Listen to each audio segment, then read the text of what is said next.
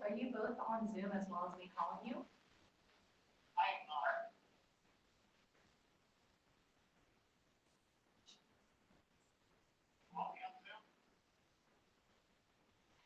Okay, yeah, yeah. If you can get on Zoom because we're opening the meeting, we would like to see you on video if possible.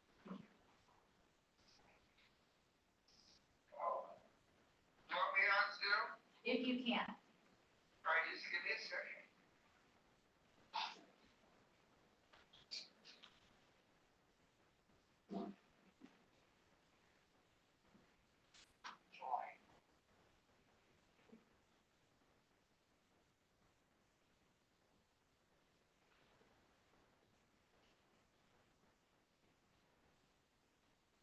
Join.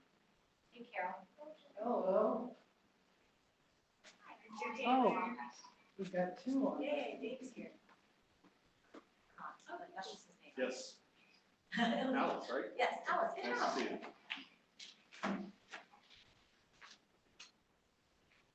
Mr. Taylor, before we start, if you can unmute your microphone and declare if you have anyone in the room with you that is 18 and over.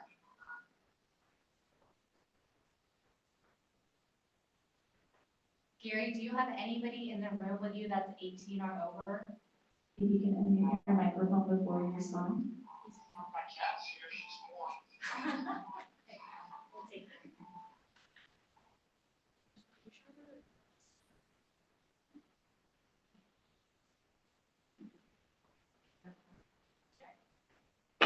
I call the meeting to order of the Stanton City Council successor agency and Stanton Housing Authority for Tuesday, September 12th, 2023. Roll call, please.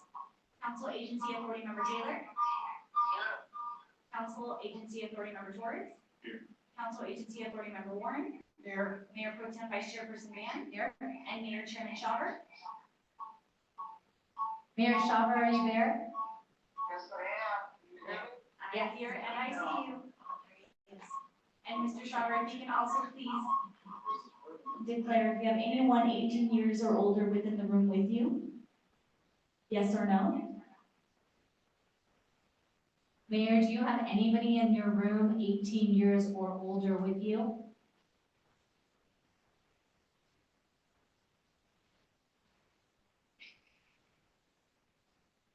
Mayor, can you hear me?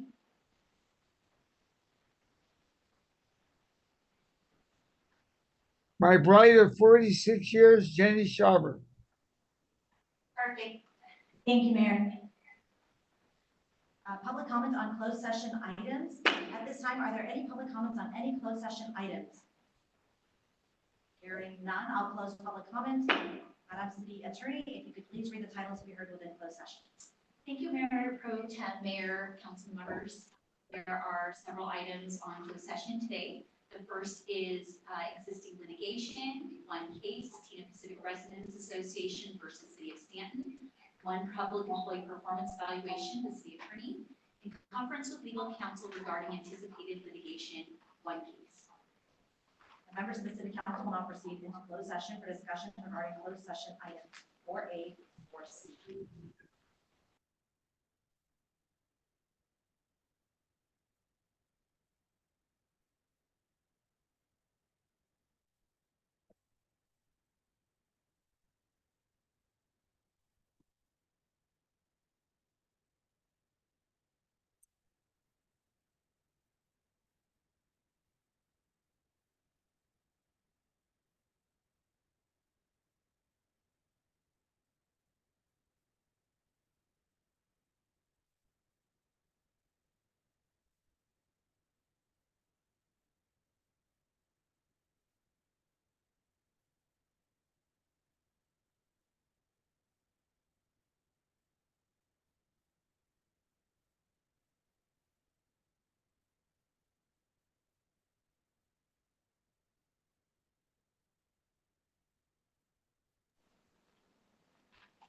Councilmember Taylor, roll call. Are you here, sir?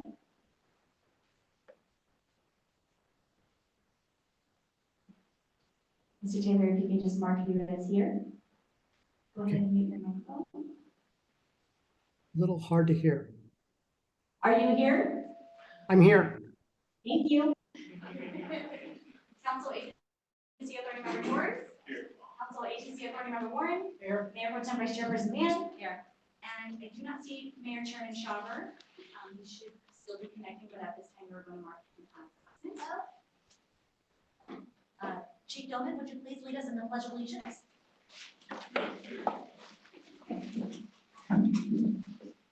In honor of yesterday marking the 22nd anniversary of September 11th, and the 2,977 individuals who lost their life on that solemn day, please stand and join me in recognizing and honoring one of the greatest symbols of freedom, the flag of our great nation. Place your right hand over your heart. Ready, begin. I pledge allegiance to the flag of the United States of America and to the republic for which it stands, one nation, under God, indivisible, with liberty and justice for all. Thank you so much. When asked to be attorney, please provide a report out of closed session. Thank you, Mayor, Mayor Pro Tem, City Council members. There's nothing to report. Special presentations and awards. Presentation of proclamation declaring the month of September 2023 as Hunger Action Month, in the City of Stanton. Thank you, Mayor Pro Tem Dan. At this time, I'd like to invite to the podium. If you don't mind, I'm just going to read a little excerpt from our proclamation being presented this evening. The month of September has been designated as Hunger Action Month in order to bring attention to food insecurity in our communities and to enlist the public in the movement to end hunger by taking action, including volunteering shifts, social media shares, and donations, to ensure that every community and everybody in it has the food that they need to thrive. The Stanton City Council does hereby declare the month of September 2023 to be Hunger Action Month throughout the city of Stanton. And in doing so, encourages the citizens of this community to join with me and the council to take part in creating change for the future in raising public awareness and education about the role and importance of food banks, food care, and the need to devote more resources and attention to hunger issues in every part of the community. So excuse me, can you speak a little closer to the microphone, please? I will try, ma'am. Thank you. Hello, my name is Kelly Alisi. I'm the Director of Sourcing, Logistics, and Sustainability for Second Harvest Food Bank of Orange County. Second Harvest Food Bank of Orange County is committed to reducing food waste, ending poverty and hunger, and providing dignified, equitable, and consistent access to the healthiest foods possible to the most vulnerable among us. Thank you to the City Council and the City of Stanton for recognizing September as Hunger Action Month and raising awareness of hunger and food insecurity in your city. Everyone needs nutritious food to thrive, yet many of our neighbors face hunger every single day. In Orange County, we are actively serving over 267,000 individuals are food insecure, and 64,000 of those are children. This is why in September we are asking everyone to join in the movement to help us raise awareness to food insecurity. Your voice, actions, and commitments to help ensure that our community has food they need to survive. So thank you so much for honoring and acknowledging hunger in our county and celebrating, well, not really celebrating, acknowledging Hunger Action Month as the month.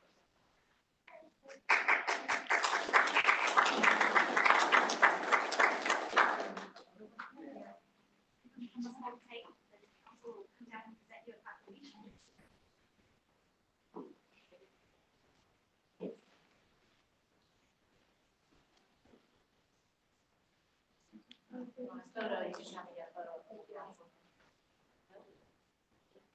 Oh, work that you do.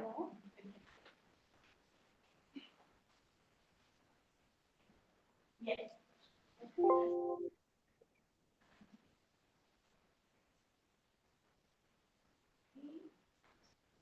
2, 3.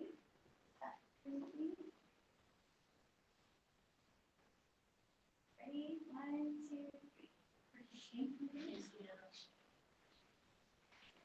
3.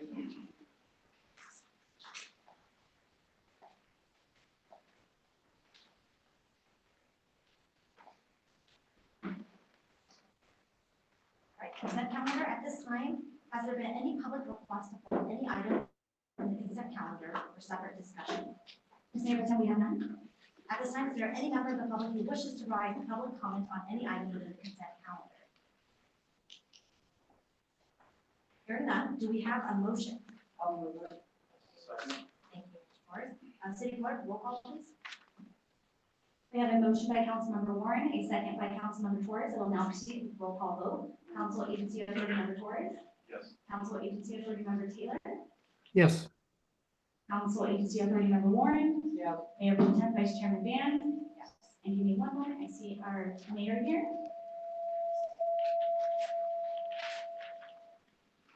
Caesar, is your microphone off by chance? Yes, okay.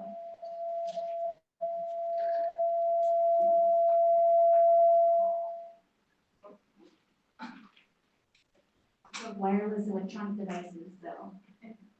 Hello, Mayor Sharper, we are now on the consent calendar item of the agenda this evening. We have a motion and a second. Are you in favor, sir, of the consent calendar? Thank you. Please call roll.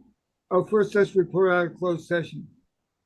Mayor Sharper, we've already reported out of closed session. We're currently on consent calendar. We have a motion, we have a second. You're proceeding with roll call vote, and you are my final vote with a yes or no, sir. All right, go ahead. Is that an aye from you? Do we have a yes for all the items on the consent calendar from you, Mr. Mayor? Yes. Thank you, sir. Yes, Mayor Pro Tem, items passed. All right, thank you. Now it's time to conduct a public hearing and consider adoption of resolution number 2023-25, a resolution of the City Council of Wisconsin, California, approving an amended and reinstated franchise agreement for solid waste collection services with TRNR Incorporated and adopting maximum permitted service charges. Thank you, Mayor Pro Tem Van. The city would like to thank you for your attendance to this evening's City of Stanton public hearing on the proposed increases to rate for solid waste services. Before we open the public hearing, I'd like to ask the city attorney to explain the requirements of Proposition 218 governing this public hearing and the proposed adoption of the rates and charges. Madam City Attorney, please. Thank you, Mayor, Mayor Pro Tem, City Council members. This public hearing was set in compliance with Proposition 218 to ensure maximum transparency and in an abundance of caution. That being said, the city voluntarily subjected the proposed rates to the Prop 218 procedure, does not concede their applicability to privately provided solid waste services. The city did mail notice of this public hearing to any record owner whose property is subject to the imposition of the proposed rates and charges, and any customers of record who are not property owners. The date and time of this public hearing is not less than 45 days after the city mailed the notice. The purpose of the public hearing is for the city council to hear all oral testimony and consider all written protests concerning the proposed rate increases. It is also held to determine whether there is a majority protest to the proposed rates and whether to proceed with the adoption of the proposed rates. Property owners and tenants are not required to provide oral testimony at today's hearing. However, anyone who wishes his or her protest to be counted must submit a written protest prior to the close of the public hearing tonight. The public hearing will be closed after the city council has heard and considered all oral testimony on these items.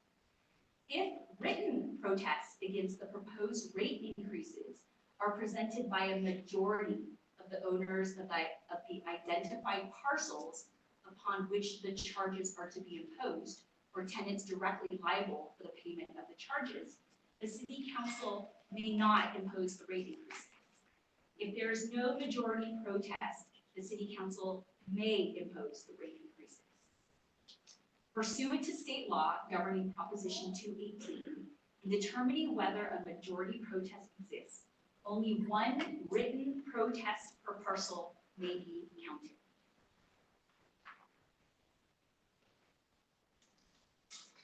And that is the end of my comments, and I will see the information back to Mayor Pro Tem.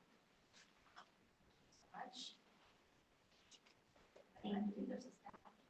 Correct, thank you, Mayor Pro Tem Van. At this time, Mr. Cesar Rangel will present the staff report for this item. Yes, good evening, Mayor and council members. Today with me, I have Dave Davis, who's MSW consultant, who will be doing a presentation, and then we'll be available to answer any questions at the end.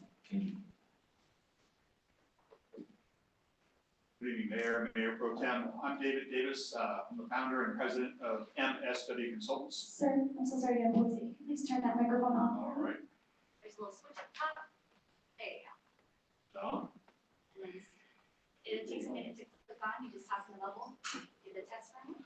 Test. How's that? I already clicked There you now. Okay, all right, thanks. I'm David Davis. I'm the founder and president of MSW Consultants. We're a solid waste consulting firm located in Riverside County. Our firm helps cities set trash rates and negotiate trash contracts and comply with solid waste regulations. We've been in business for about 30 years, and we've provided service to over 100 local governments. And we only work for local governments because we don't want to have a conflict of interest. So we don't work for private refuge haulers. And tonight, I'm going to be presenting this item. And to do that, I'm going to talk about the background and the current agreement. So I'm going to talk a little bit about the history of your agreement, the regulations that you're required to comply with in the state of California, and then I'm going to talk about your existing and the newly negotiated agreement. And when we talk about the agreement, we organize our ideas into three categories: the services in the agreement, the key terms, and the rates. So by way of background, you may be aware that CRNR has been providing service in the city since 1963.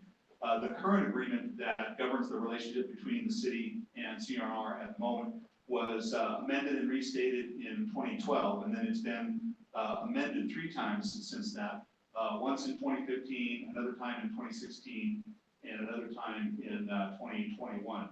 And in those amendments, one of the most important things is that the city decided to take its organics to CRNR's facility in Paris, and as a result of doing that, you're able to put food waste into your green waste container. And that's something that was kind of prescient on behalf of the city and CRNR, because you started that back in 2015, and that became a requirement in 2022. So a lot of cities are having to scramble to find facilities, and their costs are going up because it's much more expensive to process the food waste in with the green waste. But that's something that was already included in the agreement. You added the senior citizen discount, you added the third part in the third amendment, and that's where you are today with the agreement that was amended 3 times. The laws in California that govern solid waste collection are pretty significant. And the main ones are here. We've got AB 939 that was passed back in 1989, and that's the reason why you see several cities that have 3 carts at the curb, and cities are required to meet a certain diversion rate. So that's been around for about 30 years. In 2012 and 2014, the state passed a couple of laws that had to do more with commercial waste generators, and these laws required them to participate in recycling if they had a certain level of service. But the thing that's interesting about this is that AB 341 and 1826, while they required recycling, they didn't have any enforcement mechanism. There was no teeth. Nobody from Sacramento was going to fly down and write you a ticket if you didn't recycle. So now that has changed with SB 1383. SB 1383 is the most significant change in solid waste regulations in California in 30 years. And the important things about it are now no longer is recycling optional. So if you are a business and you have not been recycling, you are now required to recycle in the same way that 341 and 1826 require you to recycle. But now what the state is doing is the state is telling cities, hey, you need to enforce these regulations. And if you don't enforce these regulations, we're going to conduct enforcement on you. So all cities in the state, all counties in the state are required to mandate recycling of what they call blue container waste and green container waste on their businesses. And if they don't, then CalRecycle will fine those cities. So all up and down the state, cities are complying with this new regulation. And the thing that's really driving it is they want to reduce the amount of organic waste that's going to the landfill. So, and this includes edible food that is wasted now. So when organic material is sent to the landfill and it's buried and deprived of oxygen, it turns into methane and escapes up through the landfill, and it traps heat in the atmosphere. So that's the big driver for SB 1383. And there's 6 areas of the law. One is all cities, as I mentioned, are required to provide organics collection. And organics is not just green waste and food waste. It also includes your typical recyclables like cardboard and paper and wood. These things are also organic, but sometimes people don't really think about them as being organic. There's also a requirement to establish an edible food recovery program, which is going to be working kind of hand in glove with Second Harvest. And also conduct expanded education and outreach. There's a requirement that every city procure a certain amount of recyclable content products. And then also something that you've already done, but every city is required to do this, is secure access to recycling and edible food recovery capacity. And then also importantly, cities are in the role of having to monitor compliance and conduct enforcement on all their waste generators in the city. So what cities are doing is basically trying to delegate as much of this activity as possible to the solid waste hall. And that's kind of why we're here tonight, is because we needed to update CR&R's agreement so that it reflected all of these new requirements in the state law. So now I'm going to talk about the current agreement. Right now you've got a 3-cart system that includes the organic collection. You have on-call bulky item collection, and you have one of the most robust bulky item collection programs of any city. Most cities, they have a system where they say, okay, every resident can have up to 3 bulky item pickups per year within a 12-month period, and they limit the number of items. In your city, there's an unlimited bulky pickup, so people can have 52 bulky item pickups, and this applies to single-family residential and multi-family residential customers. So it's a pretty robust system that you have in Stanton. And then the current agreement provides for commercial waste recycling and organics collection, and then also citywide bulky item drop-off events. Under the current agreement, you have a 15-year rolling term, and what this means by rolling is that every year on a certain anniversary, I think it's November 1st, another year is added to the end of the contract. So at all times, the term of the contract is between 14 and 15 years. Under the terms of the agreement, CR&R is required to pay a franchise fee to the city based on the amount of gross receipts they collect in the city. And their total revenue is right around $5 million a year. So as a result, the city receives about $500,000 a year in franchise fees. The other thing that is included in the agreement is something called an administration and environmental impact fee. They call it an AEI fee. And what this is, it's basically a host fee that the CR&R pays for every ton of material that it receives at its facilities in the city. So all this tonnage that's coming from other jurisdictions in trucks into the city of Stanton, the current fee generates about $1.2 million a year, and it's increased every year based on the CPI. And also there's an annual report preparation fee. There's a typo here, it's really $7,000 a year that they pay for the annual report preparation. So these are some of the key terms in the agreement. So new agreement has many of the same things. The 3-cart system, the unlimited bulky item collection, commercial collection, citywide bulky item drop-off events. Right now you've got one citywide drop-off event that happens every year, and we're going to add 2 and make that 2. So that's where the company comes out and provides a couple of roll-off boxes to a central location, and people can bring their bulky items to that drop-off event. So the new services that are in the agreement to comply with SB 1383, the company is going to partner with a company called Abound Food Care, and they're going to implement an edible food recovery program in the city of Stanton. And that will assist the city in compliance with SB 1383, because you're going to have to identify every commercial edible food generator and make sure that they have a contract with a food recovery organization like Second Harvest. Also, there's enhanced outreach and education. The other thing that's important with SB 1383 is because so many people are going to be recycling for the first time, they're expecting a lot of contamination.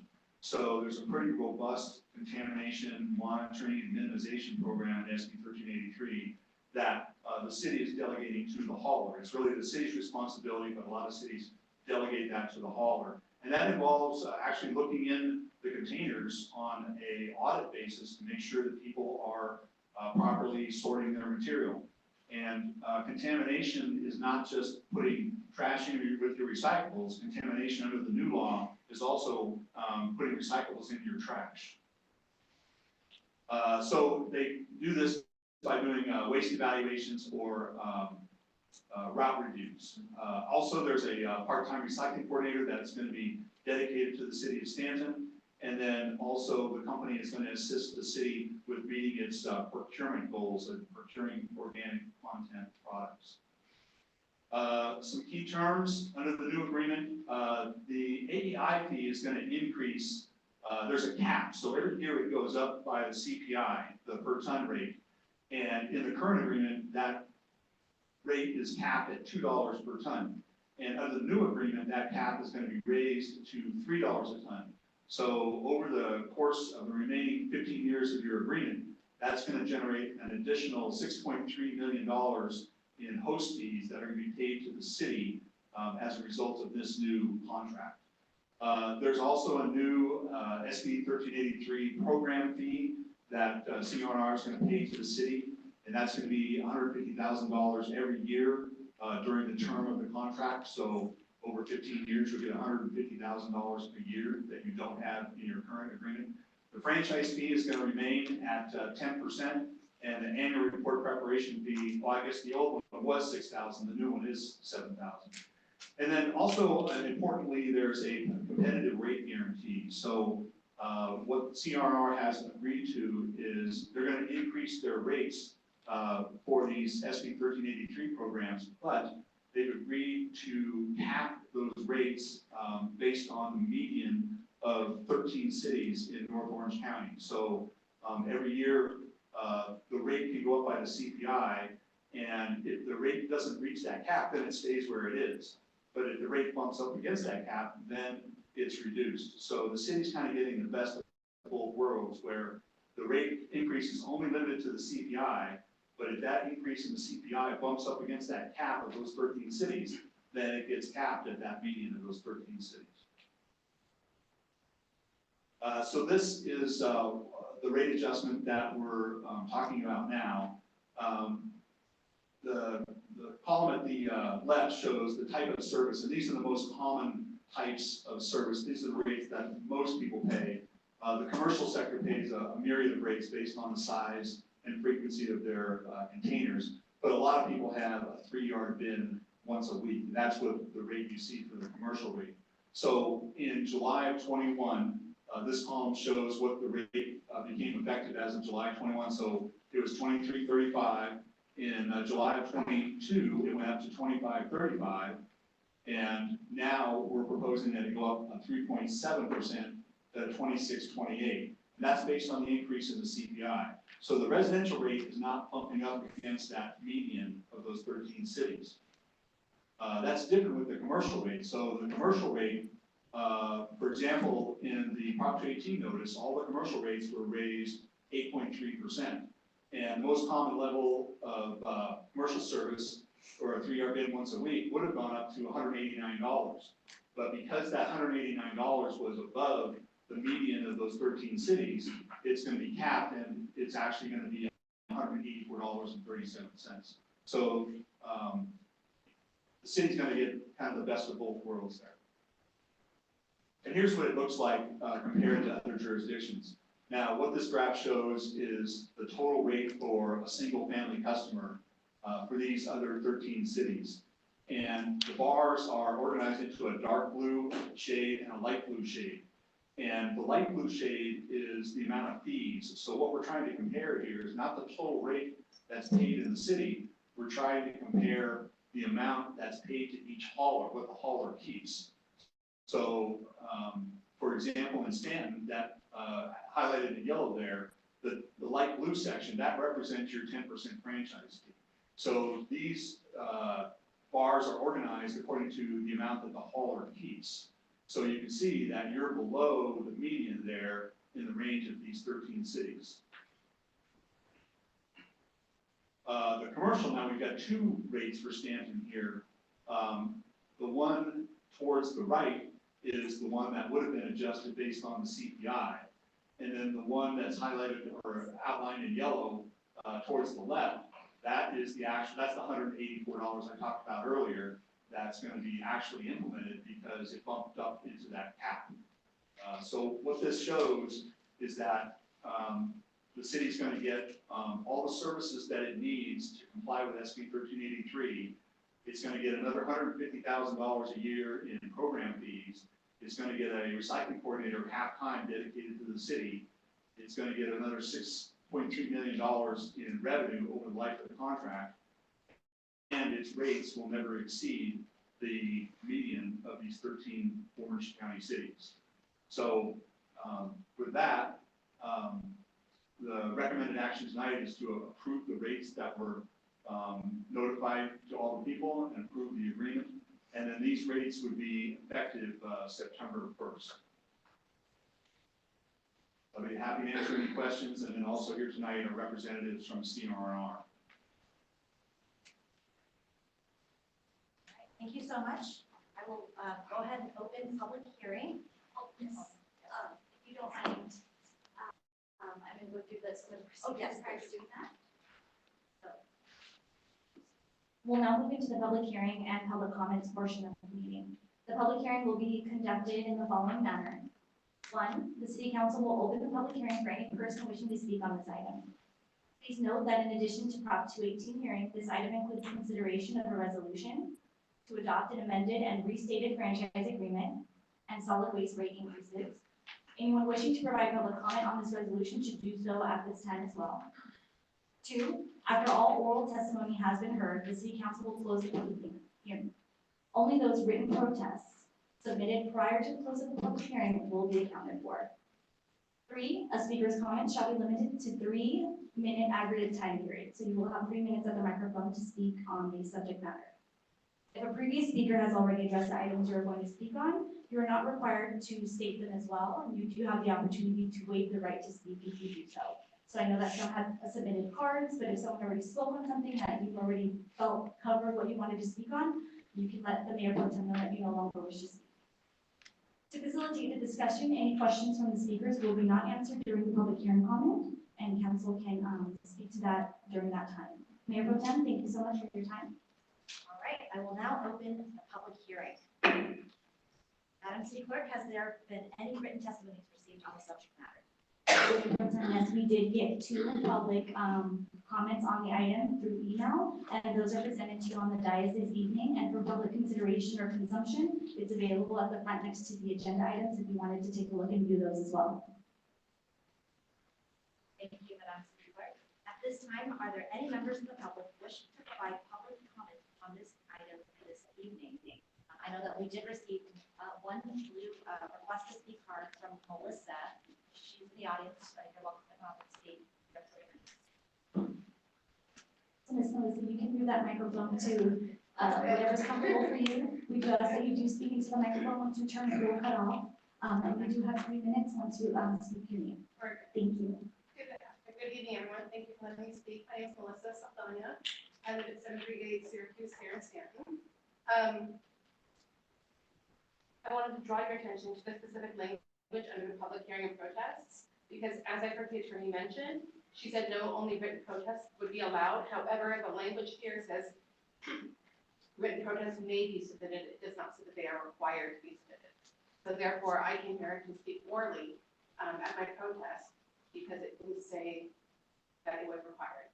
So on that note, I would like to protest this increase in rates because I didn't realize that we had a franchise fee of 10%. So really raising the rates is just increasing our percentage of what we're paying to the city as well as increased rates. I currently compost. I do my own recycling. And in the recycling with the blue bin that the families have, the CRNR is already double dipping because we're giving them the product, they're recycling, and they're getting the money back for it. So we're being charged for something that they're already profiting off of. And then I heard the gentleman speak about all of the things with the food waste, and I understand that. However, if that's the main focus of the increase, why are all of the large bin containers being increased as well? I currently did a project at my home, and I was required by the city of Stanton to only use CR&R. Their rates were increasingly more than anywhere else I could get them from.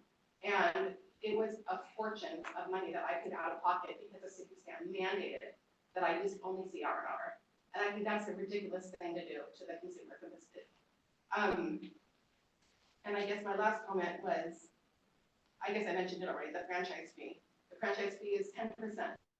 So you raise our rates, or you allow them to raise our rates, and then 10% more. On top of that, it goes to the city, so the city just profits off, it's just a tax. It's really a tax for the city to utilize this. And there's Los Alamitos, Anaheim, they showed the graph of other cities that are adjacent to us. Their rates are remarkably lower. So I'm not really sure why we have to be imposed on more taxes when our tax bracket of our city is lower than some of those areas, and they are able to function with that. So that's my comments on protesting this increase, and I can write a written comment if that is necessary, but I would like to draw your attention to that. That was not mandated in the letter. Thank you very much. Have a good evening.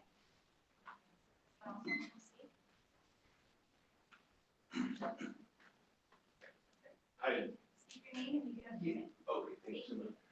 My name is Dirk Clinton, 8048-8050 Catherine Avenue, here in Stanton. I just want to make everyone aware that I spoke with David, and it looks like he's doing a great job negotiating on a lot of this stuff. We are, relative to our current contract, we are losing a major benefit, at least it was for me. So for 2 years, I cleared a lot that's been owned by my family for some 65, 70 years. And essentially, there's a term here called 4.2.3 called refuse overage, which right now, as I understand in our contract, we've got unlimited bulky items pickups.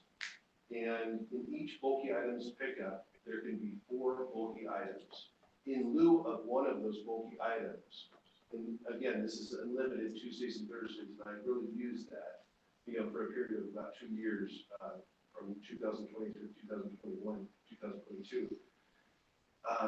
In lieu of one of those bulky items, we can use the 3 large 32-gallon bags, which I use incessantly from week to week. And when you need them, you really need them. And we don't need them all the time, right? We've got plenty of space in our trash bins most of the time. But when a family member loses a loved one, a sibling, or a parent, there's just a lot to be done. And taking on an 8 or a 40-yard container, given the time constraints of filling that 40-yard container for a family, it makes it very, very difficult. So I simply want to make everyone aware of this, to my way of thinking, major change in the contract in not allowing unlimited refuse overage 3 32-gallon bags in lieu of one bulky item. Anyone else?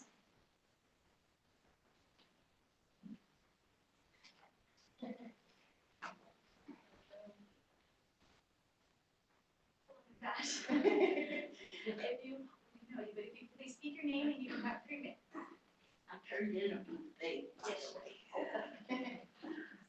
Hi, Elizabeth Ash, 7151 Syracuse Avenue. My neighbors know that I've been here over 50 years, and they think I have all the answers being on the planning commission. However, they forgot that I'm older than dirt and I don't have all the answers for them. So in due diligence to my neighbors who have approached me, I have some questions that they had I'd like to share with you and you think about before making this final decision.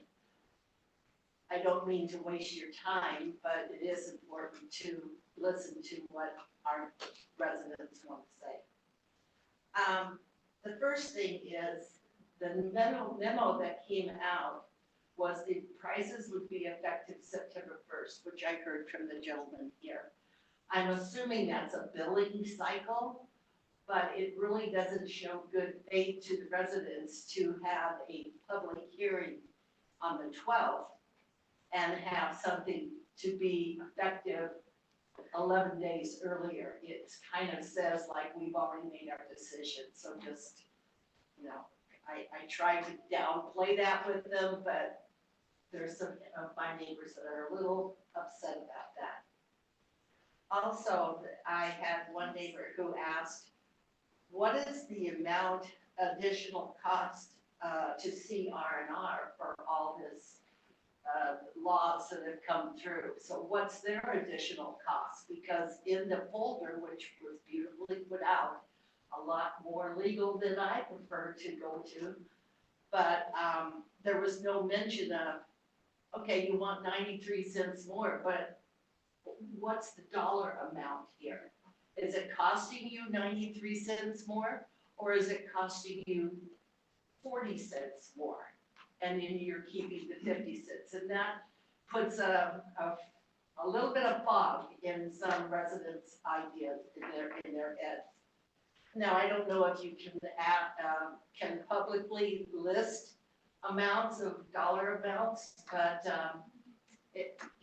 I know Stanton wants to be transparent and is transparent, and I don't want any of my neighbors to feel that they aren't. Since obviously we believe it's a beautiful presentation, by the way, I'm still kind of lost on the legal part of it, but obviously it's probably going to be passed. We need waste management here, but like neighbors have asked, all right, we're giving you the 93 cents per month extra. It's no big deal, but what is the residents getting in return? You're taxing us more, or you're taking more of the money. Oh darn, but I'll hurry. But we used to get a lower reduction if we were going to take items over to the city yard or over to a CR&R, and Stanton residents were charged less as opposed to other cities coming over. Or would they please maintain their trucks so we don't hear them 3 blocks away screeching their brakes, coming down and screeching their brakes in front of your houses all the way down? Take responsibility as a member of the corporation. And if you're gonna pick up our trash cans at the curb, how about some of my neighbors, or like I said, I'm older than dirt, some of them are older than dirt than me. And for them to have to go out into the street, because now instead of replacing or putting the trash cans back, we come, we get them, pick them up, drop them down, move on. And it's just not right for some of the people in our community who are older, who have the trouble having to deal with those cans. Sorry to have gone over time. I hope I didn't waste your time, but I hope you think about these things. And maybe we can talk later till I refer back to my residents. Thank you. Mayor Pro Tem and council members, if I could address one item that was brought up during public comment. As I mentioned earlier, Prop 218 hearing has to be held in accordance with the California Constitution. And in that case, the city council considers all written and oral comments received, but it's the written comment that's the formal protest that was in the notice. No one has to necessarily put in a protest, but they may. And I just want to remind anyone who wants to put in a written protest still has the opportunity to do so right now before the public hearing concludes. Thank you. Any more public comments? I didn't realize I was going to get to come talk today. My name is Debbie Grand, DEBI, and I am on the board of my homeowners association, Alita Gardens, which is 7863 through 7917 Cerritos Avenue, 28 units. We are a commercial account for CR&R. We did have a meeting with CR&R people. We were told as of September 1st, we were going to get, we have 3 locations of dumpsters, and we were going to have a landfill dumpster, a recycling dumpster, and then, because of our, you know, the amount of units, and then a trash can thing for the food waste. Well, I did that, I got all my stuff, and I separated all my stuff properly. There's nothing there yet.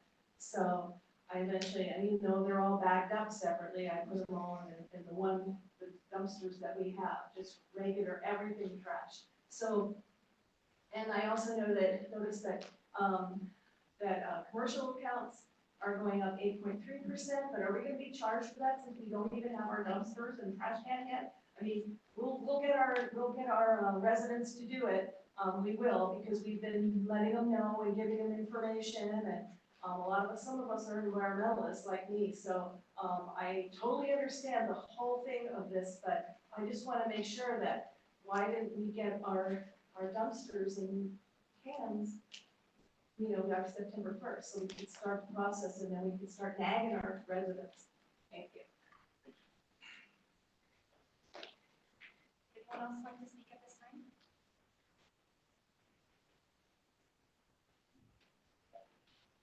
All right, speak right, please. Thank you, Mayor Pro Tem Dan.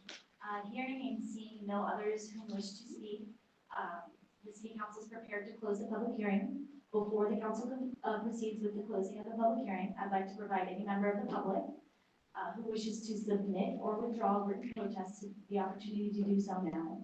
So again, as the city attorney had stated, there is on the second page that says that you do need a written protest. I'll grab that for you.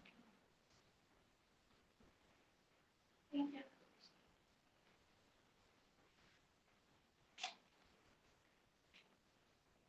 So thank you for that. We did receive an additional protest in written form.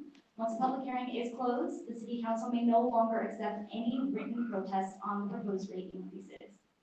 Again, are there any remaining written protests that need to be delivered at this time? Hearing and seeing none, Ms. Mayor Pro Tem, if you could please close the public hearing. At this time, I will now provide the city council with the tabulation results for all valid written protests submitted prior to the close of the public hearing.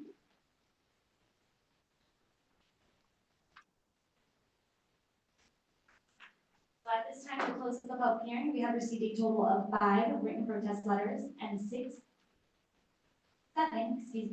public comments in opposition regarding the rates for the solid waste services charges. For the proposed rates for the city solid waste services charges, the majority of the owners of the identified parcels or tenants directly liable for such charges, we would need a majority protest, which does not exist in order to proceed with the proposed rates for solid waste services. Based on the number of valid written protests submitted prior to the close of the public hearing, a majority protest again does not exist for in order to not adopt the proposed rates for the solid waste services. The city council may now proceed to consider the proposed resolution to adopt amended and restated franchise agreement and the increases in the solid waste services charges. As a reminder, the time for public comment has now ended. But at this time, before we proceed with that, Mayor Pro Tem Dan, at this time, as you are a member of the subcommittee, if you could please report out on your subcommittee. How much, Madam City Clerk? I'd like to first off say that Mayor Schauber and I worked very hard for many months on this franchise agreement, and so I understand that not everyone had a chance to read the agreement in entirety. But let me summarize some of the things you get, which you didn't get before, due to this additional 93 cents a month. The first thing is you're able to have essentially unlimited amount of refuse for 2 weeks out of the year, from 26th of December to the second week of January. So before we didn't have that. So that's something that if there's stuff that cannot fit in your black bin, you could put it on the curb for those 2 weeks and CRNR will pick it up. And that's unlimited. So, you know, if you're doing spring cleaning, you're getting ready to clean out your garage, that's a great time to do it. We still maintain the free unlimited bulky item pickups. And then additionally, you get 2 additional pickups a year for things that would not otherwise fit in your black bin. At any time of the year, you can get 3 large 32-gallon bags, boxes, or barrels that you can just put on the curb if you want to notify CRNR. And one other thing that we were able to negotiate, which didn't exist, is that you get an additional blue bin and an additional green bin free of cost. You just have to request it. So that basically means that you get over 60% capacity for your waste now that you didn't used to have before. You used to only have 3 bins, now you can take 5 bins, just for the additional 93 cents. Additionally, for those who may suffer from diabetes and may need insulin and have sharps, we were able to negotiate that the CRNR, upon 7-day request, will mail you a container that's self-addressed and paid postage for you to put all your needles and sharps in, and you can mail that back to CRNR free of charge. They'll pay for the postage, and so that's a great way to serve our residents who may have medical needs. That's completely free, and that's a service that can be done at the convenience of your home. Additionally, one other thing we were able to negotiate is that if you ever have a missed pickup, if you report it, they have to pick it up within 1 day. Otherwise, it would be charged. I'll talk about that later. A rate guarantee is really important to me. Ever since I started council, I've always complained about how high our rates were, just like you guys. And so in order to be fair, we insisted that CNR charge our city no more than the 50th percentile of our 13 neighboring cities. That way, no matter how the rates change over time, we will not be overcharged more than the median. So that way we don't have to keep negotiating back and forth about these rate increases because we will not get overcharged. We will pay no more than 50th percentile of our 13 neighboring cities in North Orange County. Additionally, one thing that we're very proud of, both Mayor Schauber and I, as well as the wonderful work that our staff has been doing, is we were able to get liquidated damages. What that means is if CRNR refuses to perform according to the contract, like, for example, they were making too much noise because they weren't maintaining their garbage trucks, or they failed to collect waste when they're supposed to, even though you had reported it, they will have to start paying a fee for those damages that they create. So it could be like, $100, $200, $1,000, depending on what the issue was. And that was something we didn't have before. And that will create more pressure on them to perform in accordance with the contract. Additionally, I know that there was a written public comment regarding public awareness and education for the public. So one thing that we were able to negotiate is a dedicated recycling coordinator that will work for our city 20 hours a week. And so if you have an HOA that, your residents want to learn more about what these bins mean and what goes where, request their service. They will come to you and explain all of that. We also required that the bins be labeled in both Spanish and English, so that our Spanish-speaking community can understand what goes in each bin. And we also have requirements such as they have to have annual brochures that get mailed out to our residents 3 times a year, indicating how do we separate our garbage in a way that makes sense for the bins that we have. Notices, they're gonna do a recycling and organics waste curriculum that's gonna be provided to the schools, so that, and classroom visits and things like that, so that our kids know how to recycle and know how to make sure their parents are putting the trash in the appropriate bins. So we've been very aggressive, and we've been very, I think, we've been fighting for your best interest, making sure that we get things that other cities don't even have. Getting things like unlimited waste for 2 weeks out of the year, things like a sharps collection that you don't even have to leave your home for, it'll get mailed. You don't even have to pay for return postage. Things like unlimited bulky items, which we've always had, and I think more residents need to know about it so they can use it. So people ask, the rates are being increased 93 cents a year, but what are you getting in return? All those things I mentioned, we didn't used to have before. This is a big win for us, I think. And the rate guarantee, I think, will be a huge win, because I know that because of that rate guarantee, the commercial rates also went down slightly. So I hope that you guys will understand that this is a very difficult task, negotiating with our longtime garbage haulers, but this is something that Mayor Schauber and I did for many months, along with supportive staff and our fabulous team here. And this is, I believe, the best deal that we could get given the circumstances. And I appreciate everyone who came today and spoke out, because I hear you. I've been complaining for years, and I totally get it. But given that 93 cents a month increase, we're getting a heck of a lot out of them. So I will go ahead and see if there's any questions or comments from the council. Yes, Mayor Pro Tem, if you don't mind, if we can do one at a time. Yes, thank you. For those of you that are environmentalists, CRNR was the first trash company, I believe, that did an anaerobic digester. And what that does is that separates the trash more efficiently and better and with less impact on the environment than other methods of trash separation. they've always been on that side, looking at the latest and best and most economical ways of working with our trash for the least impact on the environment. So I'm proud of them about that. And as Alice said, they negotiated a great deal with CRNR, and CRNR has been a pretty good corporate citizen with us, except for the break raises. You know, they've been involved in the city. They donate and sponsor many events within the city as well. So we've had a fairly good relationship with them for 30 years. And I'm sorry we have to pay rates. I mean, I have a big piece of property. I have a dumpster and I've got 3 trash bins and they're full. And the thing is, on their bulky item pickup, they hold it over, you know, I had 2 couches this year and they went out on the bulky item pickup. I was amazed. So anyway, I'm sorry the rates are going up, but I think we're getting a good deal in return for CRNR. I want to thank Mayor Pro Tem Van and Mayor Schauber for going ahead and negotiating this contract. I know that also staff had a lot to do with it, and I want to thank you guys for your hard work. I know that you put tireless hours into this. I do want to mention that I was very happy to hear that we are going to stay around the 50th percentile in the way that we are being charged. I think that makes sure that we don't get overcharged in the future. So I applaud you for that. Thank you.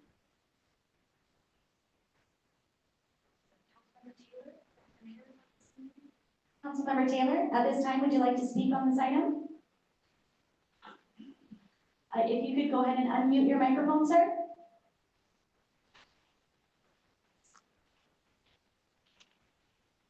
I haven't been on Zoom in a long time, but thank you. Thank you, Alice, and thank you, Mayor Schauber, for the agreement. Thank you for the public for showing up for tonight, and thank you for all your comments. We do take them seriously. We try to do the best we can. It's a diverse city with a lot of different issues going on as far as trash goes. And I think we've made a pretty good compromise not to raise the rates and hurt anybody in particular. But I know change is always difficult and raising rates is difficult. A lot of this came out of Sacramento. We're just kind of having to implement it. So thank you for your understanding. Thank you, Mr. Taylor. Mayor Schauber. Thank you. First of all, I'd like to thank Alice for being on the committee with me. It's always nice to have someone that goes into the minutiae of what we're studying. Me being the chairman of Orange County Waste and Recycling, I have a pretty good grasp of AB 1383 and what the city of Stanton is required to do. I am very pleased with this agreement. It's probably one of the best agreements that we've ever had in the history of the city of Stanton. Some of the benefits that the public may not be aware of is that for every ton of trash that comes into our landfill, or I'm sorry, comes into the transfer station, we get $2. That's going to be going up to $3 in the future. Those monies generate millions of dollars to the city so that we can provide our protective services, police, and fire. One of the things that we had to do with the commercial rates is we had to make them more equitable. The bulk of the interest and cost was on the residential side. Now the commercial side is paying its fair share. The good news is, as Alice said, is we now have a 15% cap on our increases relative to the cities our size. This will protect us in the future. I don't think any city has a better opportunity than we do now. Some of the things that you may not be aware of, people say, well, other cities have lower rates. Well, some of those rates are subsidized out of the general fund of those cities so that the rates are lower. So they're paying for it anyway. I'm very pleased also that CRNR in the future is going to help us with an AB 1383 requirement to where we're going to have to provide natural gas or composting. And when you look at the 97-cent increase, it doesn't really pay for the $50 million anaerobic digester plant they built for us in Stanton and other cities they serve, so that we can come compliant in environmental protection by taking our food waste and turning it into fuel. CR&R is the first environmental company to take the gas they produce in their digester and put it back into natural gas with Southern California Gas Company. We know that 1383 has impacted all of us. I know that when we looked at comparative amounts of money other cities are paying, well, those rates are going up. And I think you'll be surprised to see that ours are fixed. Other rates that look low are going to continue to go up. But because of the way in which CR&R handles its recyclables and investing those monies back into the city, there's nothing but a bright future ahead for us. I was going to say that big long speech you gave there, Alice, but I want to thank you because you hit the nail on the head on every point. Therefore, I'm going to make a motion that we approve, and thank you everyone for your participation from the public, and we will keep an eye on the rates.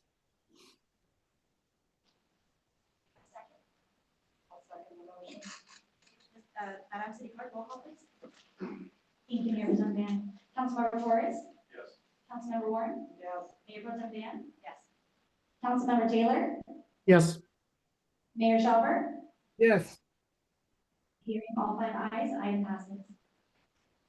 All right, we're going to move on to unfinished business. We have none. New business, ratification of operating memorandum related to a development agreement between the City of Stanton and Light Illuminated LLC for the DRB project located at 12736 Beach Boulevard, and initiation of a development agreement amendment between the City of Stanton and Zanani Development Company 3 LLC relating to the payment of public benefit fees for the DRB project.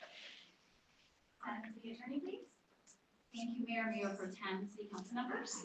Item 12A is a request for the City Council to ratify an operating memorandum related to a development agreement for a property and project at 12736 Boulevard, also known as here. This operating memorandum relates to a new schedule for the developer to pay certain public benefit fees to the city. A few years ago, in 2020, the development agreement, which is the underlying agreement, was passed, allowing the developer to build a mixed-use project, a mix of 300 apartment homes and more than 6,000 square feet of commercial space, as well as a apartment structure. In exchange, the city was to receive $1,264,700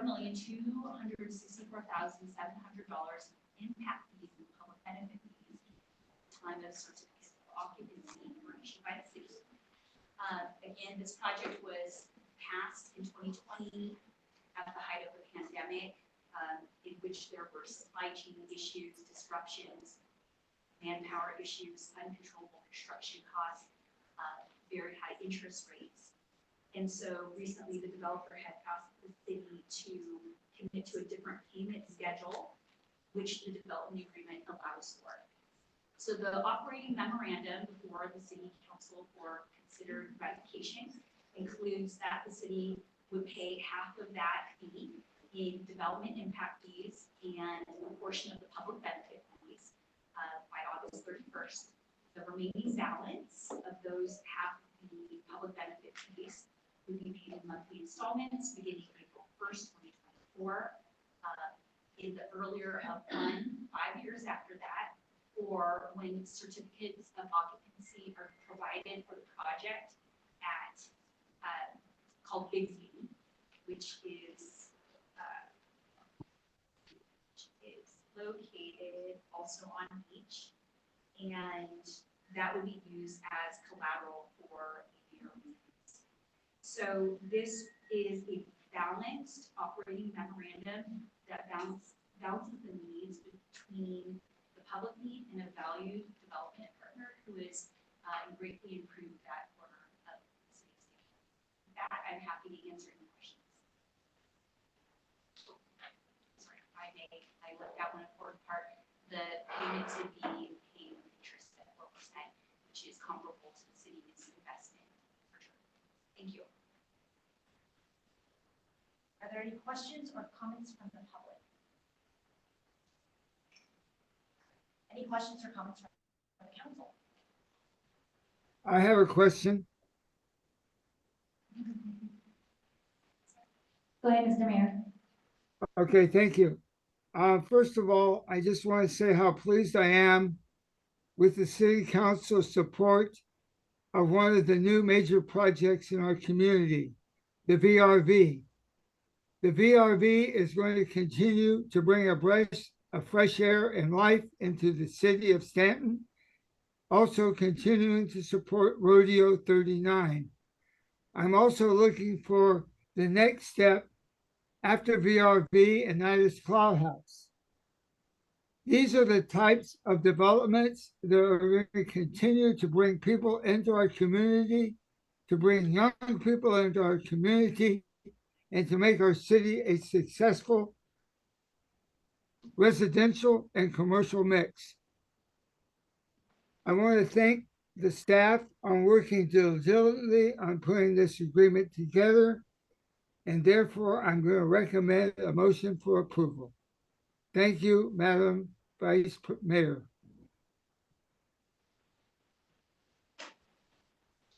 In echo Dave's words, I'm pleased that we could find a middle ground with the VRB and support a builder that's so invested in the city of Stanton and is doing great things for the city.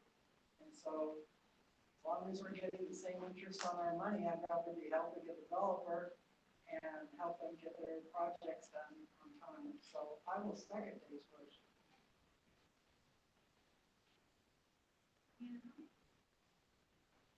We have a motion by Mayor Schauber, a second by Councilmember Warren. I will now proceed with the roll call vote. Councilmember Taylor? Yes. I'm looking at Councilmember Torres. Councilmember Torres? Yes. Councilmember Warren? Yes. Mayor Pro Tem Dan? Yes. Mayor Schauber? Yes. Thank you. It passes. All right, we'll move on to oral communication. Are there any members of the public wishing to speak on any item or matter? We did request another, request to speak from Ms. Jenny McAllister.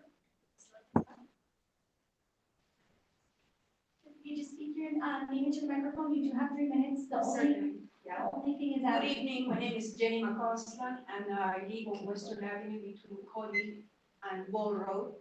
Unfortunately, my neighbors had to leave, but we were here tonight because we needed to voice our concern. As many of you probably know, especially members of the Highway Patrol, know that Western Avenue has become a mini highway. The site of numerous accidents and crashes into vehicles are parked alongside Western Avenue. On April 27, 2022, there was such a crash that when it happened, it shook my home, it shook my neighbors on each side. What happened is this car broke into the fire hydrant and the light pole. The fire hydrant was taken care of within 48 hours, I believe. It was very reasonable.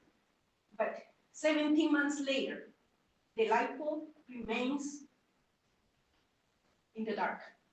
I have come here numerous occasions to complain about it, about the lack of security, that when you go on that side of the street, it's completely dark at night, completely dark. And you know that Stanton is the residence of many shady individuals. In one instance, there was a guy that was being chased by the police that jumped into my left side of my house, into my neighbor's house. The guy crawled, jumped about the things in my yard, and I leave alone. Went into my next door neighbor and then somehow ended up on the back street. Finally, he got caught.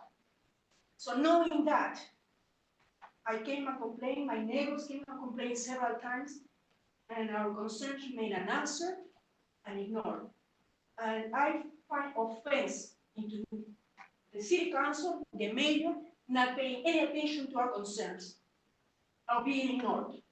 We are your constituents. We need to be taken care of. And this is unacceptable. 17 months and we're still in the dark. That's all I have to say. Thank you. Is there anyone else who'd like to speak? Hey, you know what, I'll give it a shot. I wasn't gonna say anything, but I guess it will. Mr. Ramirez, if you could please state your name for them, and give you 3 minutes. Right on. Rigo Ramirez, 10432 Oak Haven Drive, City of Stanton. Good morning, good evening, everybody. I wasn't gonna say anything, but a couple of things I've been hearing and I remember seeing from the last meeting is that if I stood here texting for the next 3 minutes, you would find that annoying. Just to let you know, don't text, guys. It comes off as unprofessional. It comes off like you don't care. It comes off like you want to be somewhere else. More importantly, there could be a public records request on your cell phone at that point in time. So that would help no one. Additionally, if a 30-year business partner, such as the Orange County Sheriff's Department, comes to you with a solution to help fight crime, to help bring justice to individuals for free, take them up on it. It's a 30-year business partner. When you don't do that, regardless of what you think you're doing, the end result is you're not trusting your partner. That's a deep-rooted issue, and I hope that is not the case. I also heard something about extending term limits to 3 terms instead of 2. The comment was made, I believe, is because 8 years isn't long enough. What we hear is you're inefficient, you're ineffective. What we hear is that $80,000 for 8 years, or 2 terms, isn't good enough and you want $120,000 to do the exact same job. I don't think that's the case. You want to go to 5 districts? Again, you're saying for what reason? I don't know. But what comes off is the fact that, you know what, you can't do your job, you need somebody else to help you with it. I know that's not the case. You guys are smart. You guys are very capable. Just make sure we execute correctly. Lastly, you guys still want my money for pumpkins this year? I'm up for it. I'm good for $250. I'll leave it at that. Thank you. Anyone else? have anything to say? All right, hearing none, I now close oral communications. Written communications, we have none. Mayor, chairman, council, agency, authority initiated business. Committee reports, council, agency, authority announcements. Does any council, agency, authority member have any announcements or items to report? Yes, sir. I want to thank the OC sheriffs. I just went on a ride along with them last Wednesday, and I want to thank Chief Walters for being there as well. He told me to focus a lot on the procedure of how our OC sheriffs operates. And I got to go out in the field, and within 3 hours, I saw a lot of action. I got to ride along with Officer Young. He taught me the ins and outs of the city more, taught me even more about my district than I would think that I know about, right? So I want to thank you once again. I know that it's a very difficult job, but I really appreciate the extent to how you guys operate within the city. And even I got to saw even my fentanyl being confiscated. So it was actually a very, very efficient 3 hours. In 3 hours, I got to see 2 arrests, right? Seize fentanyl. It was pretty like. So, thank you. I'd like to make a comment. Go ahead, Mr. Mayor. Thank you, Mayor Pro Tem.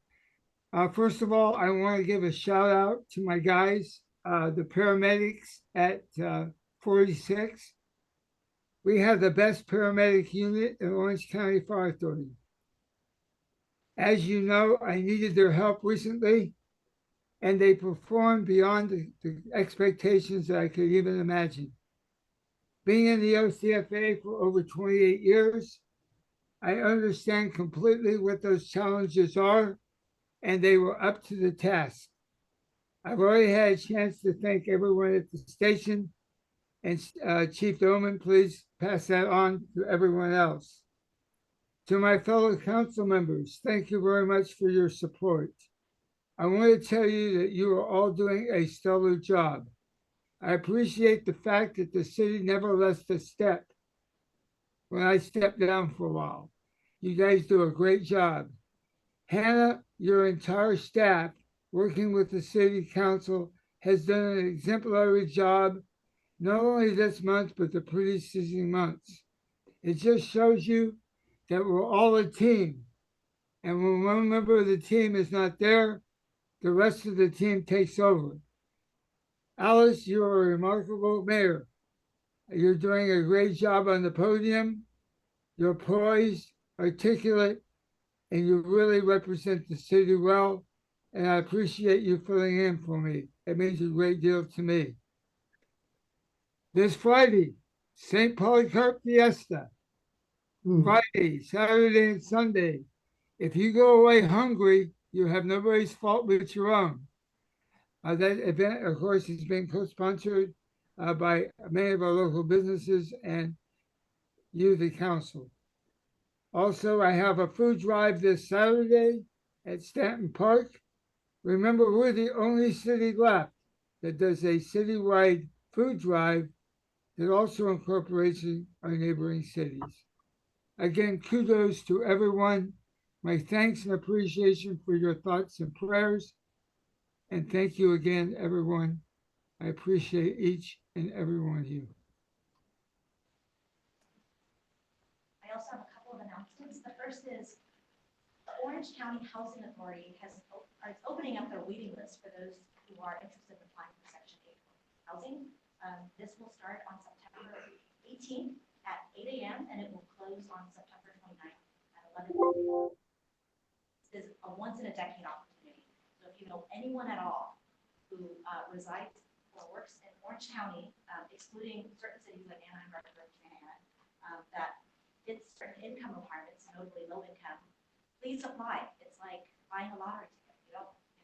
You don't know if you're going to win, but they are going to allow 12,000 applicants to apply, and then after that, I believe, based on preferences like are you a veteran, are you elderly, or disabled, things like that. But please be on the lookout. Apply if you think you can qualify. This is an amazing opportunity, and I'm sure it's going to help a lot of people in our community. And for those who don't know how to apply or need help applying, myself and former Mayor Pro Tem of Garden Grove, David Huawin, is going to be helping folks apply on Saturday, the 23rd. So for those who need help, we will be having computers and translators and everything. All you need to do is bring your documents or whatever, and then we will help you apply. So please apply if you can online, but if you need help, if you need help with translation, the website is in multiple languages, but if you still struggle with computers or something like that, we're happy to help. So I encourage you guys to look into that or tell your family, neighbors, and friends about this opportunity, because again, it's a once-in-a-decade opportunity.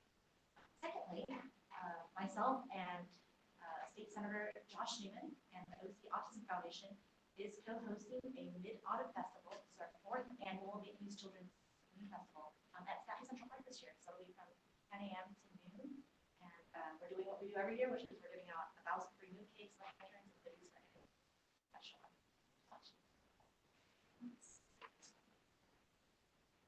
Please, we're going to go ahead and move on to item 15B, which is Council Agency Authority Issue item for a future council meeting. Okay, we'll move on to item 15C, Council Initiated Item for a Future Study Session. Moving on to item 15D, Council Initiated Item Discussion regarding redistricting. City Clerk, please. Thank you, Mayor Pro Tem. At the August 22nd, 2023 City Council meeting, Councilmember Taylor requested that this item be agendized for discussion. Councilmember Taylor is requesting to discuss changing the composition of the current 4 City Council member district with a directly elected mayor to a 5 council member district with no directly elected mayor. Councilmember Taylor, at this time, if you'd like to present your presentation. Thank you, Madam Clerk. Back in 2016, I believe it was, when we went to district elections, the council at that time had 5 council members and a rotating mayor and mayor pro tem every year. when we went to districts, the feeling that I understand, I wasn't on the council at that time, but I understood was that that because of the city's size, they thought 5 council members would do too many, and they decided to go with an elected mayor position. What it's more of a perception, and can be kind of an issue with us in some respects, that 5 council members with the rotating positions of mayor and mayor pro tem every year gives every member of the council a chance to participate as mayor and mayor pro tem. I think it's better for morale, and I think it's better than creating a power center. Not that, anybody's taking advantage or anything like that, but I think we have created an unnecessary power center of the mayor, because the council members are elected by one district. The mayor position is elected by the whole city. Again, the problem was that it does give that one position more authority in the sense of having everyone in the city electing that person. So I think for the benefit, I think we had it right before, and I'd like to hear if the council agrees with me or has any comments on that. But I think it would be, for the future, something we should definitely look at. We can't even wait, if you want, till the next redistricting, which wouldn't be till 2030, I think, but it really wouldn't cost us that much to do it, and I think it would be better. See Mayor Shaver's hand up there. Madam Mayor Pro Tem, may I speak? Please proceed, Mayor. Thank you. Well, let me go back historically, since Mr. Taylor did. First of all, we are only 1 1/2 square miles of voters, 1 1/2 square miles of residential voters. For us to be in districts is utterly ridiculous. Each council member should be elected by the entire city, not by 9 city streets, or 1,500 votes, or 800 votes. I think it's also important that we don't have term limits. Term limits, I know it's not on the agenda tonight, term limits are done every year when we elect people. If you don't like somebody, then vote them out of office. If they're doing a good job serving the community, let them continue. One of the other things too is, because we have this awful thing called voting districts, we definitely need an office or position where the people of Stanton can vote all over the city for one leader that represents the entire city. And until we get out of voting districts, which I have no problem doing because I don't like them, then I would support going back to at least taking a look at rotating the mayoralship. The mayoralship is not dictatorial. It's one vote. The other 4 people with a majority of 3 can make any decision they think is in the best interest of the city. Being an elected mayor of the city gives me no more power or anyone more power than anyone elected. I would like to see us to pursue on this ballot, rather than what was just stated, a request for us to get out of voting districts. If not, to continue on with an elected mayor that represents all the people of Stanton, and for us to continue on with no restriction on limits except by the people that voted us into office. Thank you, Mayor Pro Tem. Yeah, in our last election, we had 5,739 people vote. And out of that, in 4 districts, we just averaged it out, there were 1,435 people on average that voted, and this is on an off-cycle election. We go to 5 districts, that's 1,148. I mean, it's gonna get down to the point, and then this is just on average, like one district last time only had 800 votes. And that's really dangerous because you get one batch of people that want somebody in office and they can overpower the other people that want somebody else. And the thing is, if you have a broader mean of people voting, the best person will get elected.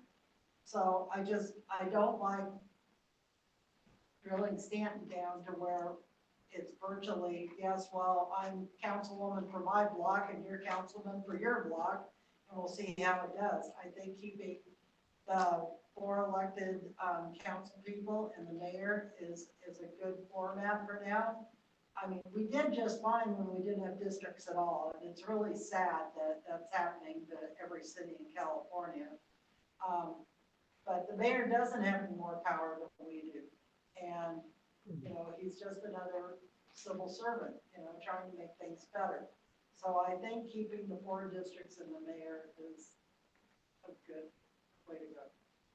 But, Could I just rebut just a little bit of that? I totally understand where you're coming from. La Palma, which is truly 1.5 square miles, has the 5 council members. Los Alamitos, which is even smaller, has that. A lot of cities do. We have the larger population than a lot of much larger cities. Our population of 42,000 maybe. The city of Brea has 48,000 people, but they're 12 square miles and we're 3 square miles. Right now, we have technically, if it's 40,000 people divided by 10,000 people per voting district.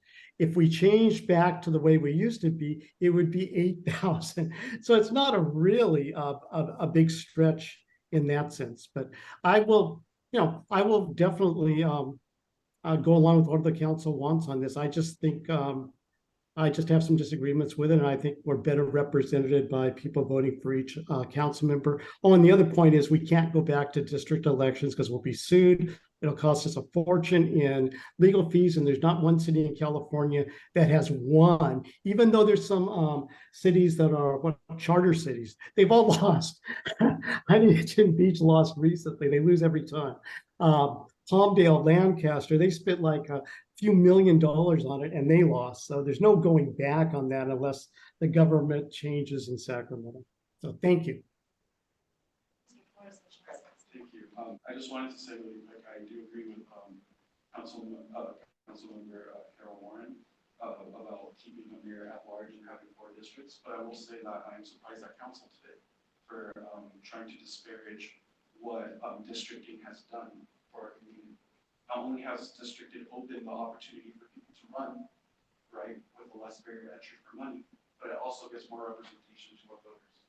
And that's the most important part, because there are sections of our city that, I'm sorry, a lot of us haven't walked that. You know, we can't make sure that we get every single vote, but when we are districted, we do knock on every door. We do put a focus on specific areas of the city. So I would say that I am not open to 5 districts. I think that is a little bit too much, but I am comfortable where it's at. I walked the entire city when we didn't have districts, and most people did.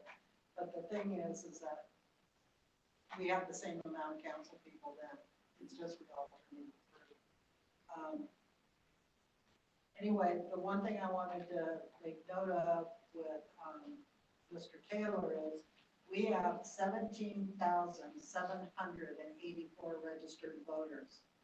You know, the gross population of the city to talk about who's voting. So if you take the 17,000 and divide it by 5, it's a whole different ballpark. And then, as we know, nationwide, we have low voters show up, so it diminishes it even more. So that's why I really believe that we should maintain the 4 districts, and have the mayor, and, you know, if somebody doesn't like the job any of us are doing, vote us out, vote somebody else in. You know, that's what voting's all about. So anyway, that's what you said. Anyone else? Mr. Schaber, did you want to say anything? Thought I saw your hand. Mayor Schaber, do you have any other further comments on this item? Yeah, I was just gonna add, after listening to my fellow council members, I think our goal is, let's get the community involved and let them know how important it is for them to vote. Historically, in the state of California, Stanton has the lowest voter turnout year after year after year. And by breaking this up into these smaller districts, it's going to lose its feeling of unity as a small community that we are. Look, we may have 40,000 people. Only 17,000 of them are registered to vote, and it's only 1.5 square miles. I also know that there may be some litigation in the future where we can dump this idea of having districts. I would definitely not want to support any of the recommendations. Thank you, Madam Vice Mayor. Yes, sir. I just want to comment very quickly that if we did not have districts, what would happen in all of our elections is that everybody would campaign in the highest voter propensity areas and ignore the rest of the areas that don't have high propensity voting. So when we have districts, council members are incentivized, or candidates are incentivized to go to the areas where people haven't been registered to vote yet, or go to places where people haven't voted. But once they have somebody knocking on their door and they see them more regularly, which happens under districts, I feel like people will show up to vote more. I'm going to say a few things about this as well. I am a product of districted elections, so as is, I believe, Councilmember Torres. Having districts makes the barrier for entry lower. It's less expensive to try and get 2,000 votes than to get 17,000 votes. So folks who traditionally may not be able to be represented on the dais now has that opportunity. And it's very doable to be able to knock on every door 2, 3, 4 times and talk to constituents in areas that may traditionally might not have been represented because you have a smaller area to cover. And additionally, I believe that before we had districted elections, 3 out of the 5 council members lived on the exact same street in one neighborhood in our city. And I'm so glad that we have an opportunity for other neighborhoods to be represented because of districted elections. And I believe that the way things are now is fine. I mean, we have 3 square miles in our city. About half of it is residential. You know, in the last election cycle, only about 7,000 people voted. So that's less than 2,000 voters per, less than 2,000 voters per district. Our voter turnout is only 40%. So it's very doable to get those votes if you want to run. And I think that anybody, and I'm encouraging anyone who wants to run to do so because it's feasible and you don't have to ask for a lot of money. You don't have to campaign that much. You can do it without taking any corporate money or anything like that. So I believe that having these smaller districts lessen corruption. It allows more people who are underrepresented to run for office. It lowers the barriers, and it allows all districts in every corner of our city to be represented. Additionally, I think it's important for us to have a mayor at large because as a voter, instead of only choosing one person, you can choose 2 people to represent you. And I think it's important for somebody to have an understanding of the city as a whole and talk to every voter from everywhere in the city and not just have each council member fight for their area of the city. I think we need to have someone who has that bigger vision and is supported by all of the city to bring everything together. I think that at the end of the day, having a mayor elected at large also preserves that institutional knowledge. And, you know, although certain people may believe that the mayor has more power, in reality they don't. We all have 1 vote, 1 out of 5. And if the mayor says no and the rest of us says yes, then his vote will not mean anything, right? So you have to have 3 out of 5 votes to get anything done in our city. So the mayor does have certain privileges, like he can make appointments, but at the end of the day, you know, even the appointments have to go through council consensus. So I believe that the mayor at the end of the day needs to be able to represent the whole city. And there's no really greater voting power that the mayor has than anyone else. So I hope that as a council, even though we are districted, we continue to think about the city as a whole. And when we vote for the whole city and not just the best interest of our little district. So we have to have that bigger picture in mind and that we have to do what's best for everybody in our city. All right, with that, does anyone want to motion? I believe, Mr. Mayor had made a motion, but anyone else? If it makes it easier, I'll go through, this is purely a discussion item to see if council is interested. We must receive council consensus to move forward with this item as a staff report. City of researched item to bring back for a final recommended action. So at this time, I'm gonna go through, each of the five to see if there's any interest to receive council consensus to move forward with the item. I'm going to start with Councilmember Taylor. I'll withdraw the item if that's okay. No item, so we're just trying to see if there's a council consensus to move forward. I understand. I think I heard the council consensus, but okay, I'll vote yes. Yes, Mayor Schaubert, No, Councilmember Torres. No. Councilmember Warren. No. Mayor Pro Tem Van. No. So that is a 4-1. We do not receive council consensus, so this presentation will be received and filed. Thank you so much. Items from city attorney, agency council, authority council. Thank you, Mayor Pro Tem. I have no items. Moving on to item 17, items from city manager, executive director. Thank you. I just have one item, a reminder for any residents interested in signing up for our Citizens Academy. Registration is open through next Monday, September 18th. This is a 4-week community and leadership development program that runs in the month of October every Wednesday, and we provide a great dinner, and you get to learn about the inner workings of staff. Thank you. Sorry, inner workings of local city government, and you get to meet staff. Thank you. Next is the Orange County Fire Authority update. Chief Jim. Good evening, honorable mayor, council members, city staff, and citizens of the community of Stanton. It's my pleasure to provide you the following OCFA operational report for the month of August 2023. The OCFA responded to a total of 347 incidents within the city during the month of August 2023. 22 of those were fire-related, 268 were EMS or medical aids, and then 18 of those were hazardous conditions or miscellaneous calls. In addition, the OCFA responded to a total of 44 incidents within the unincorporated Orange County area serviced by Fire Station 46 during the month of August. Of those 44 incidents, one of those was fire-related, 40 of them were EMS or emergency medical related, and 3 of those were hazardous conditions or service calls. I'm happy to report that during the month of August, there were no large fires or notable incidents that required additional resources to mitigate. To date, Fire Station 46 personnel responded to an average of 349 calls a month, or 11.6 calls per day. So they're quite busy running around the city to take care of the citizens. As far as recent community events, I just want to reiterate what some of the things we were talking about last month. In the month of August, on August 4th, 2023, personnel from Fire Station 46, as well as our educator Milton Niera, and battalion chief participated in the Stanton National Night Out. Once again, it was a great event hosted by the city.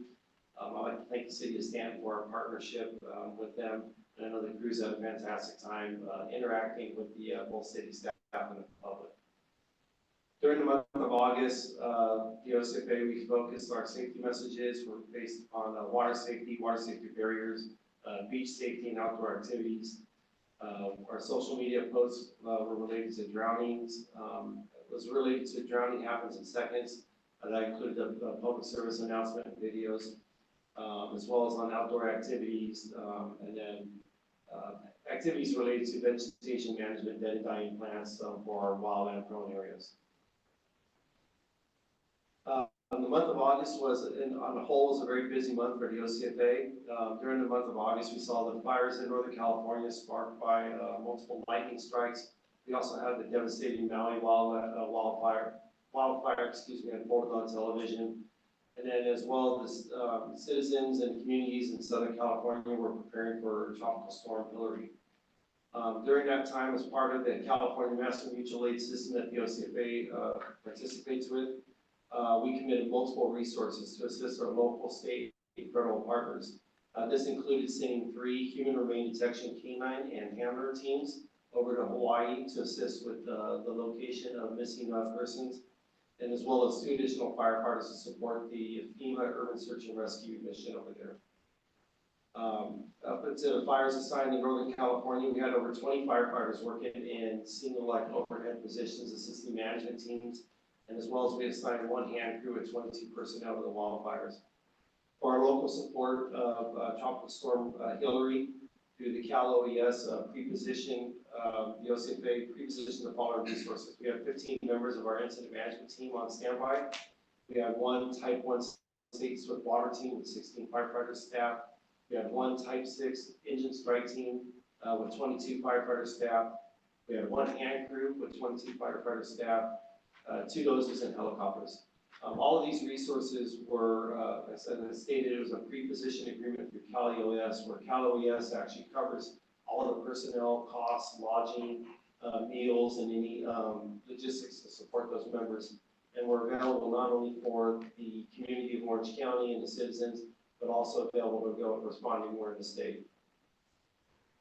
Coming up in the month of October, we have a couple events I'd like to note. On Saturday, October 7th and Sunday, October 8th, the OCFA will be hosting its 4th annual Girls Empowerment Camp at a regional training center. This camp is a 2-day camp. It's free to the citizens, it's free to children. We have a total of 60 children enrolled in that, and that's available to any child age 14 to 18. It's an opportunity for them to come down and kind of interact with firefighters and learn the tools of the trade.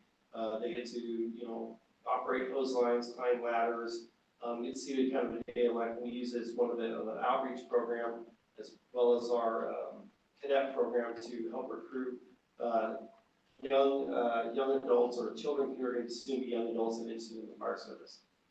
Also, on Saturday, October 14th, the following weekend, we're going to be hosting our annual fire station open house at Fire Station 46 from 10 a.m. to 1 p.m. This is an annual event where we open our fire station doors and we welcome the community and city staff to come to our fire stations and have an opportunity to learn a little bit more about the day in the life and interact with local firefighters. Currently, we have 48 firefighters in our recruit academy. They're currently in their 7th week of the 16-week academy. And those recruits that are successful throughout the 16-week process, we'll see them coming into the field right around Thanksgiving week. And lastly, I'm very proud to report that last month during our Field the Boot campaign, the OCFA collected over $90,530 throughout the Orange County area for the Muscular Dystrophy Association. This by far exceeded our expectations, and we surpassed last year's collection or campaign by over $11,000. This concludes my report for the Orange County Fire Authority. I'm available for any questions if you have any. Thank you so much, Chief. All right, I now adjourn the September 12th, 2023 City Council meeting in memory and honor of Mr. Glenn Snell Jr.